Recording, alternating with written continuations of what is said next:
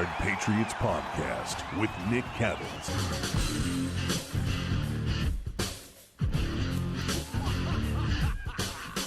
Boy, I wish some of you saw the behind-the-scenes action before we actually started today's podcast. Greg Bedard's headphones driving him ever-loving crazy.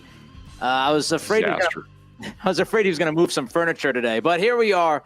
We got to talk about the AFC. We got to talk about this Tennessee game coming up on Sunday, of course. Turkey Day coming up in just a couple of days.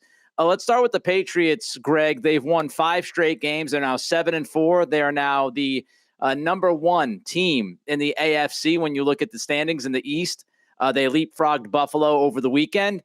Let's look at the top 3 reasons why you think the Patriots have won 5 straight. And let's start with the guy at the top, Bill Belichick. Yeah, for me, Nick, it starts with the way Belichick took over the defense after the Dallas game. I mean, we don't have quote-unquote direct evidence. Like, Bill's not going to come out and say that he did it or anything like that. But watching the way that the team has played, watching how basically between every series, Belichick is just over on the defensive sideline. Basically, he's devouring the photographs. He's talking to Mayo. He's talking to Devin McCourty. He's basically telling these guys, you're going to do X, Y, and Z. And to me, that's been the biggest difference. I mean, Nick, you probably see it too. I mean, night and day from 3rd and 25. And I got to tell you, I don't think I've talked about this before, but after that game, in the aftermath of that game, I heard that there was a lot of, how would I term this? Let's just say consternation about the 3rd and 25 call, about them giving up 24 yards on 3rd and 25, which basically lost the game for them. And, I think that I don't think that anything that Bill did was as a result of that. I think that Bill was going to do what he was going to do in any event. But I do think that call, that play, that game sort of was the demarcation line for this team, because suddenly, since then, we have seen the defense that we thought we were going to see from the beginning of the season. Now, it's looked different than we thought. Stephon Gilmore was traded. They lost Jonathan Jones. They have gone down. Now they are about a 70% zone team, which will be interesting to see if that holds up down the stretch, as teams have more film on the Patriots and know what they're doing. But in my mind, there's that game, the Dallas game, and the defensive changes after that have been the biggest reason why this season has turned around. Greg, does that still happen if this is a veteran defensive coordinator? If this isn't Steve Belichick and Gerard Mayo, does Belichick feel as comfortable to step in and say, I'm taking things over now. We're going to go off of my word on the sidelines, and you're going to run what I want to run? Would that have still been the same thing if it was, a Dean Pease or somebody else, even a Matt Patricia? Or would Belichick be more open to give those guys leeway because of their experience? That's a good question, Nick. And, I think my answer would be yes, that I think we've seen this from Bill in previous years with different units. He'll get involved if he needs to, from even the offensive line, he will take a heavier hand. But, offensively, if, I don't think there's been any real issues there, whether it's, Josh McDaniels or Bill O'Brien or what have you, maybe the early days of Bill O'Brien. I mean, Bill was basically the de facto offensive coordinator in the early days of Bill O'Brien. And, probably helped out after Charlie Weiss went to Notre Dame as well. My feeling is that, yes, Bill will do whatever is necessary. If he gets to a certain point and he's like, all right, enough is enough, I'm taking a heavier hand with this unit or this side of the ball, he will do it. And I think, like, say, if it was Brian Flores, let's just say, for example, if it was Brian Flores in that position, would he have stepped in? Yeah, I think he would have. All right. Good answer. Of course, we talk about the defense getting to the level that we kind of expected them to be at maybe a little bit earlier this year. Feel the same way about the offensive line, Greg. And as your second reason why the Pats have won 5 straight, it is that O-line. Yeah, that was the one unit that Nick, you and I would talk about, basically game after game on what's going on because we started this season saying like, all right, what's going to be the identity of this team? It's going to be the defense, and it's going to be the offensive line and the running game, and everything's going to go off that. That's why we feel good about a rookie quarterback starting for them and all that stuff. And like the defense, it didn't start that way, and you can look at different reasons. Certainly, Trent Brown's injury in the first series, in the first game of the season, did not help.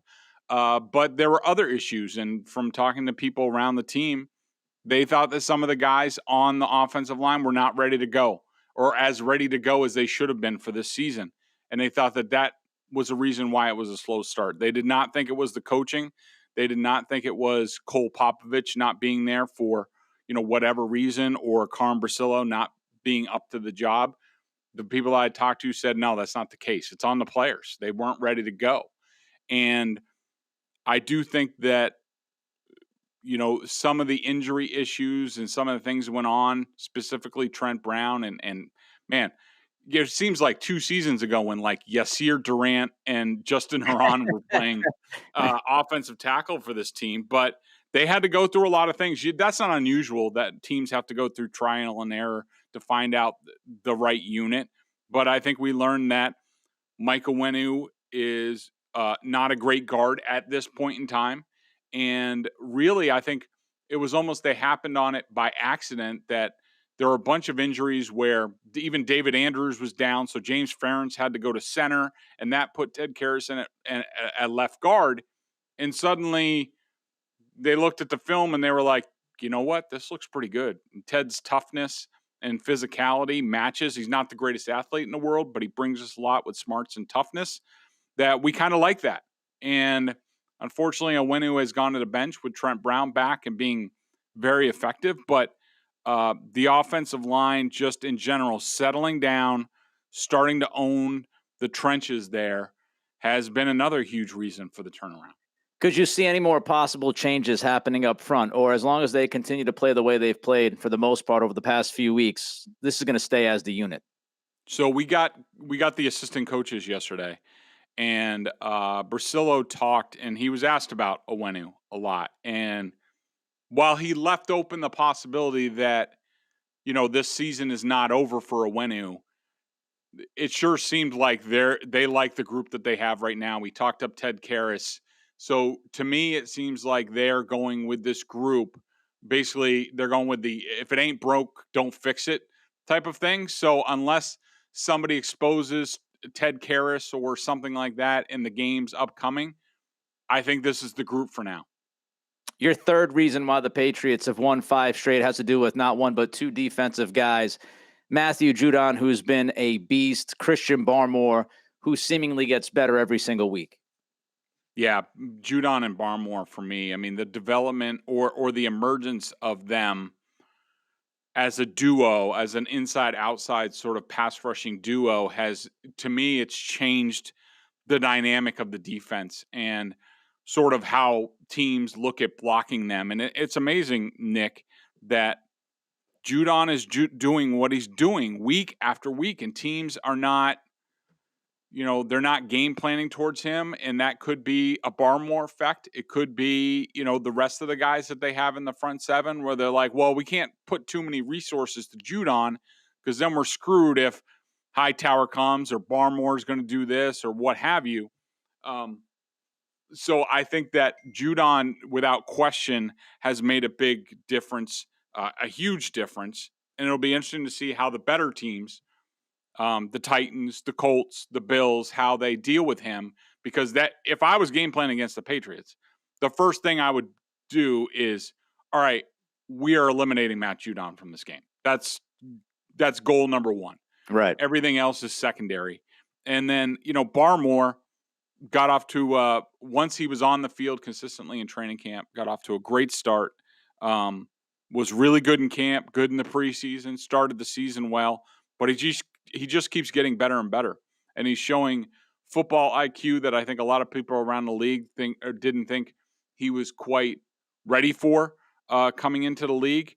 To me, he is a very smart player on tape, and there's a lot of evidence of that, including that one boot action play that I think he had against the Chargers, or I forget which team it was. But in any event, he's done a great job, and I think with those two guys, it makes it hard to game plan for the Patriots. But I do think that all of this stuff, as far as the pressure that they're generating, it'll be interesting to see how somebody like Frank Reich game plans against the Patriots once he sees them on film, because some of this stuff has developed over time this season, specifically like, the secondary coverages, the zones and things like that. And there's more film on them now, where I think they basically switched. Everybody prepared for the Patriots coming into the season to be a man-to-man team. That's what they do. They probably figured Stephon Gilmore's coming back, what have you. And maybe some of the game plans that they had ready in the offseason for the Patriots, or at least pieces of it, no longer are applicable. And it'll be interesting to see which teams make what adjustments down the stretch here.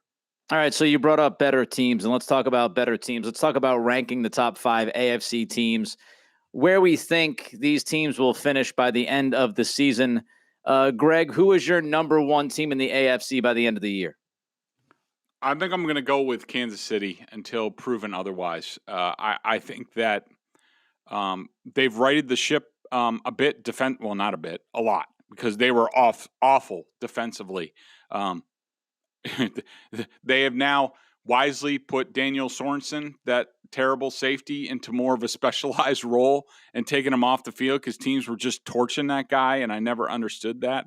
And I'm not going to go overboard with their 4-game winning streak, just like the Patriots and their 5-game winning streak. I mean, they beat the Giants, they beat the Packers without Aaron Rodgers. The Raiders are sort of in a free fall a bit, and the Cowboys didn't have a bunch of guys. So I think the Kansas City Chiefs have been a little bit lucky themselves in terms of who they've played, but they're on the bye week this week. They get rested. I don't think that they have an overly difficult schedule down the stretch. Let's go over it quick. I'll just give you the run of games that's left on their schedule. They got the bye week, as you mentioned.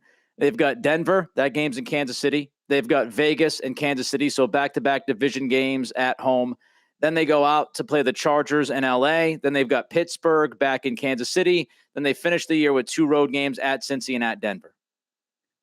Yeah, I mean, look, none of those, and I think one thing we've learned about the NFL this year, Nick, is that anything can happen and anybody can beat anybody, because I don't think there are any really great teams in the league, certainly not in the AFC. You could argue about some of that's probably the top 5 strongest teams are in the NFC. But, and divisional games are always tough. The Chargers will be tough. The Steelers, look like they have some remnants of who they are a little bit. The Bengals are decent. And they play the Broncos twice. They're no slouches, the Broncos, especially defensively with Vic Fangio. They've done some things. So to me, I think, look, Patrick Mahomes is not Mahomes yet. Do we know he's going to get there? No. But I have the feeling that at some point he's going to figure it out. They're going to figure out a different way to move forward. They were definitely throwing a curveball by the way teams played them this year. It's taken them a while to adjust, but I think they will adjust better as the season goes along. All right, your second team in the AFC by the end of the year is actually Indianapolis. Let me quickly run through the schedule, and you tell us why you think Indy will be number 2. They play Tampa Bay. That game is in Indianapolis, so a tough game. Then they play at Houston. Should be Cupcake City there. They have the bye week. Then they host New England. And then they finish their season with at Arizona, tough game. Home game against Vegas. And as you said, they're falling off a cliff. And then their last game of the season is at Jacksonville. Yeah, I think that one's going to be close. I think it's going to be neck and neck between Indy and the Patriots. I just think, the game being in Indianapolis, it's going to be the first, really big game there in a while. I think that's going to be a tough chore for the Patriots, even though they've been 5-0 on the road so far this year. I like Indy in that game. I think they will be favored in that game. I think they should slightly. I think it's going to be a great game. It could go either way. I don't love Carson Wentz. No, I do not. and this might be the last time I ever trust him to do anything. But I just think that I like Indy in that game, and so I basically decided that on that one game alone. Even though you're right, Tampa and Arizona, those are tough games for them to win, so they almost have to win the Patriots game. Yeah, I've got KC as 1 like you do. I've got New England 2. I've got Indy 3. Let's jump to the Patriots. We don't have to spend a ton of time on them because we know what we just broke down. But the schedule, obviously, they've got Tennessee this weekend at Gillette. Then they play at Buffalo, Monday Night Football, bye week, then at Indy, then back home for Buffalo and Jacksonville, and they finish at Miami. Yeah, I think the Patriots, as we've talked about, I still think there are a lot of questions there's still a lot of things that we need to learn about this team. They look good. They look like team that we thought they were going to be from the beginning of the season, and they're getting efficient quarterback play, which we also thought we were going to get from the beginning of the season. But we have never seen a lot of these guys under pressure. And from over the years, Patriots become Patriots because of the way they perform in December and January and things like that. And there's much we don't know about any of these guys. How do they perform under pressure? How is this team going to react when they're behind?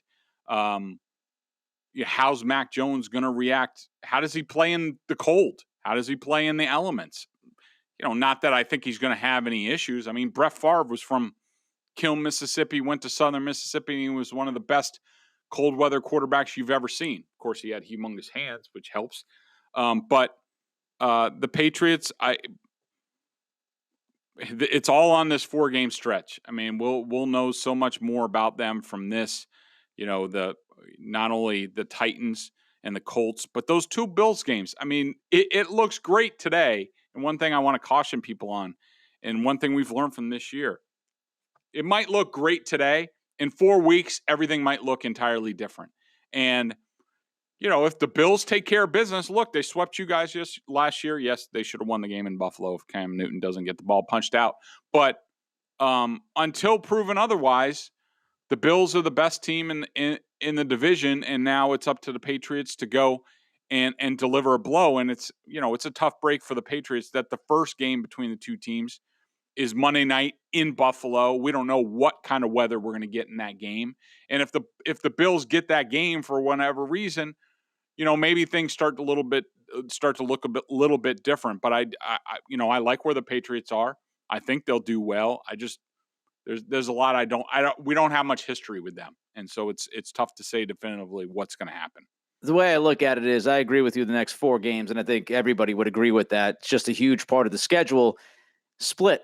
If you split, you go 2-2. You're 9-6. Looking at Jacksonville and Miami, you have a great shot at finishing 11-6, and I think 11-6 gets you the division. So if they get a split out of the next 4, I still feel pretty good about where they're going to finish up. The next team on your list is Baltimore, and man, oh man, Baltimore has quite the schedule over the final 6 weeks or so. They play Cleveland. That game is in Baltimore. They play at Pittsburgh. Then they play at Cleveland. Then they play Green Bay in Baltimore. Then they play at Cincinnati. And then they play the Rams at the end of the year in Baltimore. That is a crazy schedule, Greg.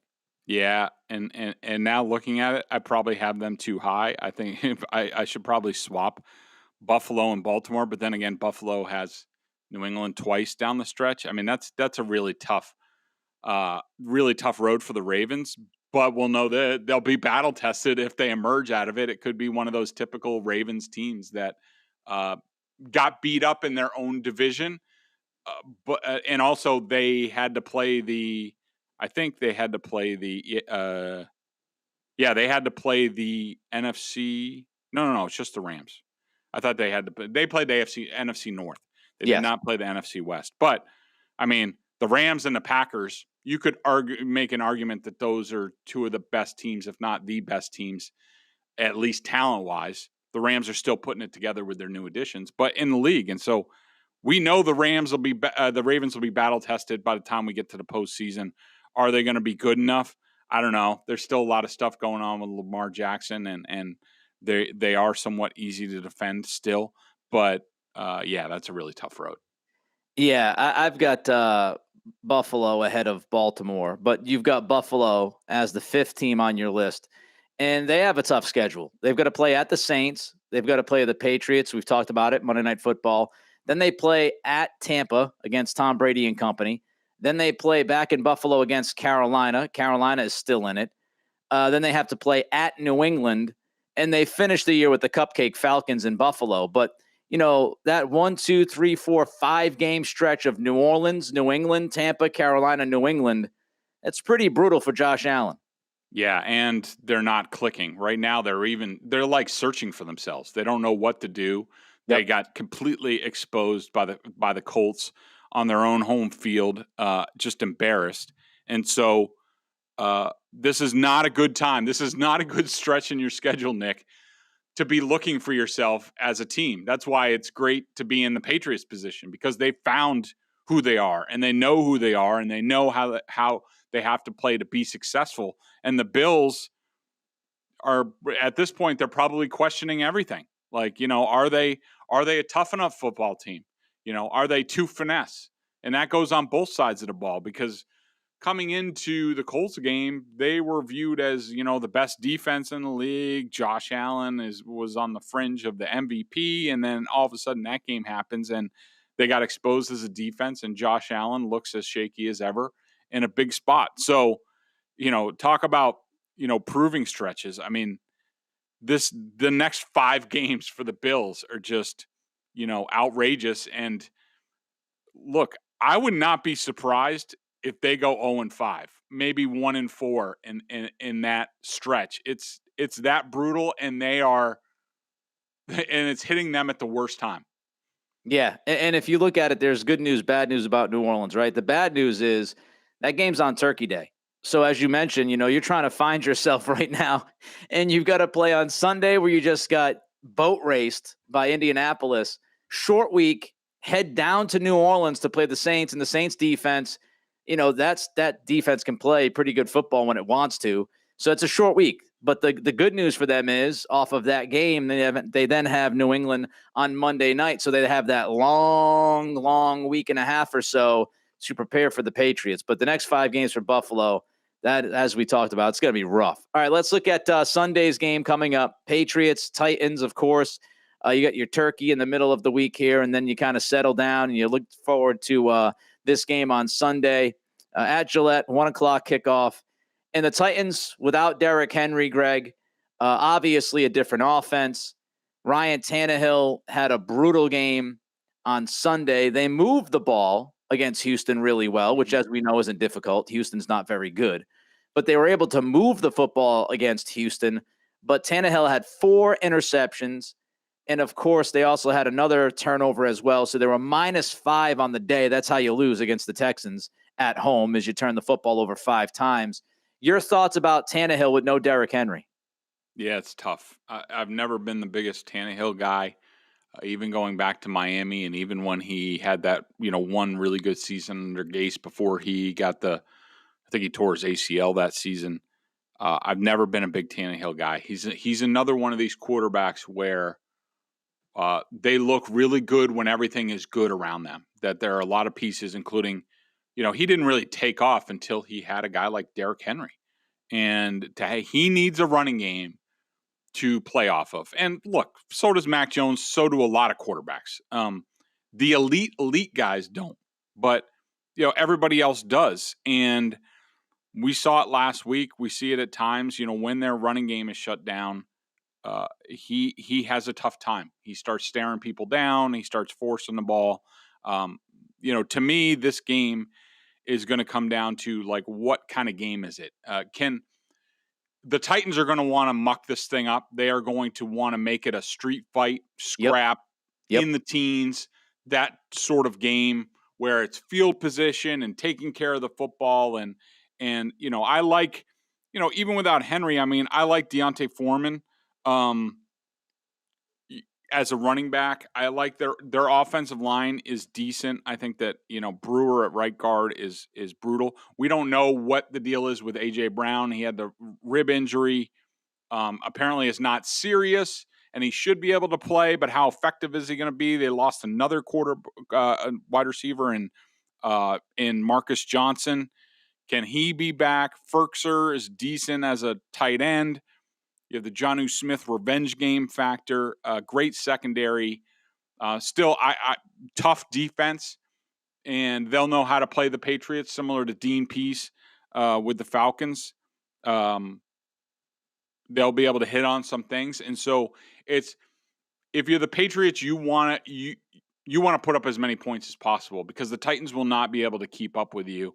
Don't get into a street fight with them. Try to stay out of that and play your game, but also try to hit on some big plays because I don't think the Titans are capable of holding up. All right, so Tannehill offensively, just a couple of things. He's forcing the football to A.J. Brown a ton, and he's becoming very predictable. So if that pattern continues on Sunday, I think the Patriots will have opportunities to turn him over. The play action game, I saw Evan Lazar tweet about this earlier this week, and he does a great job. The play action game is about 3 yards less per attempt without Henry than it was with Henry. So they're not getting those chunks with Henry out there in the play action game. And the play action game is huge for Tannehill. So if you limit the play action, he's going to have a tough time. Julio Jones has been MIA most of the season. I want to give credit to Greg. He watched the film when we were talking about the Jones possible Patriots thing in the offseason. Greg said, look, he doesn't look like the same guy. He doesn't look necessarily healthy.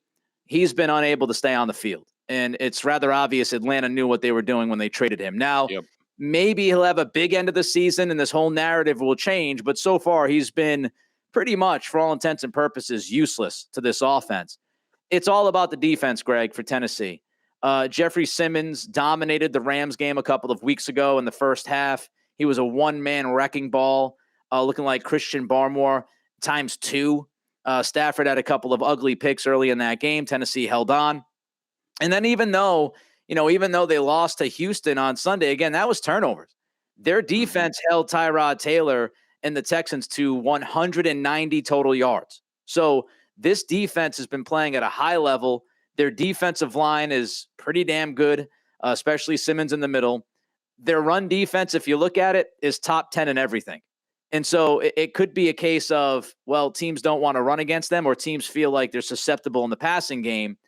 If you look at the play percentage calls, teams are throwing the football like almost 2/3 of the time against this defense. Now, again, is it because they're afraid to run against them or is it because they see some softness in that secondary? Kevin Byard's one of the best safeties in the league. So they've got some talented guys on the back end. It's all defense, which leads us to the game pick. New England right now is -6.5, Greg. Your thoughts on that? Yeah, the line jumped from, I think it opened at -2 and now it's up to 6.5. And one thing we should also point out, and they haven't practiced yet, so we're not sure. But Harold Landry, the BC guy, outside linebacker, pass rusher, did not play last week. Maybe that makes him more likely to play this week. He is certainly, you put him together with Simmons, it's sort of like the Judon Barmore type of thing with the Patriots. It makes them much more formidable up front, and it's tougher to block. To me, I think this line is a bit of an overreaction to last week. How good the Patriots are playing, Titans losing again to a terrible team, Jets earlier in the season. And it doesn't look good for the Titans, but this is Mike Vrabel coming back. This is Ryan Tannehill is going against. It's a familiar opponent for them. Whereas, I think with some games, if you go up against guys you're not prepared for, or look, the Titans play down to teams. Every other team does this. The Patriots don't. I give them credit.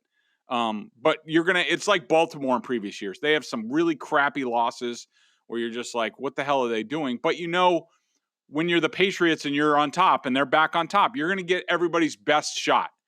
Forget about what they do against the Texans or whoever. You're going to get their best shot. They're going to gear up. They're going to prepare more because it's Bill Belichick. It's the Patriots. They're going to be ready. Tannehill's used to facing this team. They came in here and dominated the Patriots in the postseason in 2019. It's Mike Vrabel. He's going to have some stuff for the Patriots that's going to make Bill Sanders' breath like, God damn, Vrabel, God, son of a. And so for that reason, I'm taking the Titans and the points. I don't think the Titans are going to win. I think the Patriots are going to win. I think they'll win by 3, but I'm not giving the 6.5. I think 6.5 is a heavy number. And I'm not comfortable laying 6.5 against this Tennessee defense. Look, I'm not afraid of Ryan Tannehill. I don't think he's going to play very well on Sunday. You hearken back to the playoff game when he had Derrick Henry, what the Patriots did to him defensively. He was terrible in that game, literally one of the worst playoff performances by a quarterback that you will ever see. I'm not concerned about Tannehill. In the 2 games without Henry before last week, when they moved the football against the bad Texans defense, he averaged somewhere around 175 passing yards. Granted, it was against the Rams, and I think it was the Saints. 2 good defenses, but the Patriots have a good defense. So, he struggles to hit 200 yards without Derrick Henry against good defenses. I would not be surprised if he struggles to hit 200 yards on Sunday. Not afraid of this offense, but huge, huge test for Mac Jones. Tennessee, I do think they can do some good things against the New England run game. If they limit that run game, this is going to be Mac versus Vrabel. And Vrabel's familiarity, much like we saw with Pease. I think with this defense, with Vrabel, it's going to come down to a couple of crucial plays by Mac. I think he makes enough plays for the Patriots to win this game. But I feel, the same way you do, I would not be super duper uber confident in laying 6.5. So I'll take the Pats to win, but I don't think they cover. I think Tennessee does muck this thing up and make it ugly. Let's get to the BostonSportsJournal.com member question of the day. Check them out at BSJ, $39.99 on the annual plan. Not only do you get top-notch analysis of all the Boston pro sports, including the hot Boston Celtics, baby. That's right. Tatum, 30-plus in 4 straight games. A membership also gives you access to a ton of video analysis Bedard does on the coach's film and direct access to him in weekly chats. Again, it's BostonSportsJournal.com, $39.99 on their annual plan. Greg, the member question of the day, what do you got? Yeah, and by the way, make sure you check out Cyber Monday. We'll have our annual deal on there. So if you've been on the fence, our podcast listeners who have just been, mooching off the intelligence gathered from the podcast and haven't jumped on the BSJ, this is your chance. Check us out on Cyber Monday for the deal there. MPCSR67 said, I'd like your take on the locker room culture. My sense is the Patriots have a strong locker room, which is surprising given all the new and experienced players brought in last season, in the offseason. Is the culture any better or worse than the past several years? Related, is the locker room camaraderie overrated? I would agree with the sentiment in this question that the locker room seems really good. These guys really seem to enjoy each other. They seem closer than most sort of professional teams. There's a couple reasons for that, and I think we talked about this at the time. And once the Patriots did what they did in free agency, I called around the league and asked about these guys, all of them, what kind of teammates they were, stuff like that. And the Patriots, to their credit, look, we know the Patriots had this huge checkbook that they could sign anybody.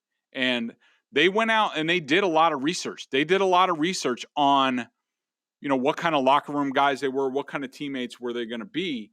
And we talked about the time. I gave them a lot of credit that all these guys checked out. They all checked out across the board in terms of what they were going to bring to the team in the locker room, but also on the field. So I do think that it's a big factor, but I wouldn't say it's a top factor in why they're doing what they're doing. I said, look, let's be honest. Last year's team didn't have any talent. They weren't talented. They upgraded a quarterback, all sorts of different areas. They spent a lot of money. They upgraded as far as talent. They brought back guys, Kyle Van Noy, Lawrence Guy, of course, the free agent class that they had, the draft. This team is just a lot more talented. So while I do think locker room camaraderie and all that stuff is important, it's more important to be talented in this league. And I think the Patriots have struck a great mix with this group.